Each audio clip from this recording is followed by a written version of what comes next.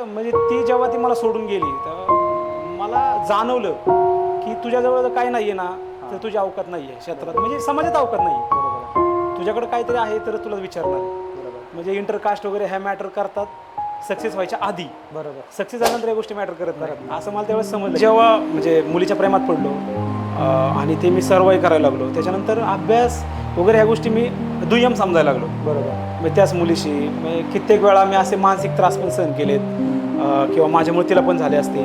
ह्या सगळ्या गोष्टी होत गेल्या आणि ह्याच्यात काय होतं माहिती आहे का, माणसाचा एक प्रकार हाच भांगारे तोच भांगारे, पुरींच्या मागं लागले, हे एकच आयुष्य असं कर. मग ते 4-5 वर्ष काही त्या मित्र मी अक्षर तिचे पाय धरले तिथं. म्हणलं माझ्याकडून लई मोठी चूक झाली नाही का, मी आपली परिस्थिती विसरून तुझे कष्ट विसरून वेगळ्या मार्गाला गेलो, मला माफ कर.